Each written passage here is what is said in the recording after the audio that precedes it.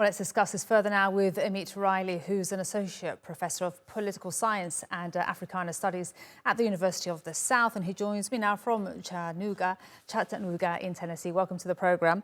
So what do you make of what we've heard there from the Republican campaign promises so far?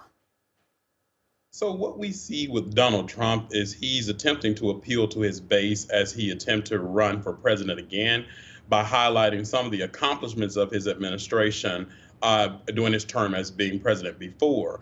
What is quite interesting is despite the fact that he has legal challenges on a number of different fronts in the U.S., he's consistently polling ahead. And I think that this speaks to the core issues that he has campaigned on in a very divisive way.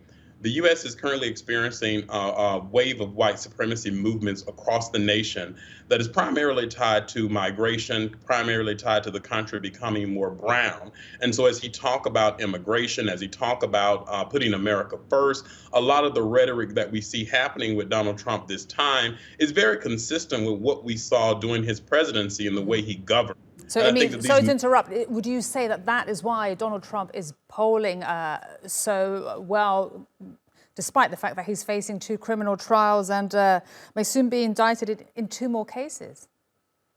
Absolutely. And I think that among Republican members of his base who are his core supporters, these legal challenges are only going to make him stronger within that particular base. It remains to be seen whether or not he's a viable candidate that can be elected nationally. But I do think he's going into this particular race in a very, very strong position, primarily because of the racial climate that's happening in the U.S. and the way in which he consistently primes racial rhetoric by talking in these very subtle and coded words. And he's not too much different from the rest of the Republican candidate, too, because we hear similar rhetoric coming from Tim Scott. We see similar rhetoric coming from a host of other issues on core political issues that seems to continue to have divisive language in the United States. And is there any real challenger to Donald Trump, do you see at this point? So it looks like he's a clear front runner, but what we do know in American politics is that oftentimes when candidates are polling so strong this early in the race, as more Americans tune in, that can change.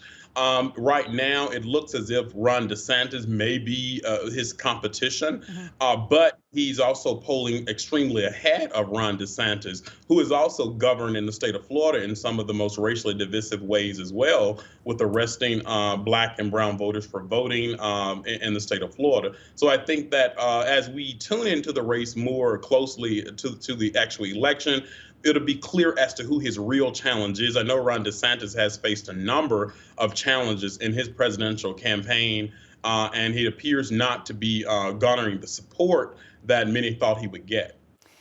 And we heard Will Hurd say the following about Donald Trump, that he's not running for president to represent the people that voted for him in 2016 or 2020. Donald Trump is running to stay out of prison. What do you make of that?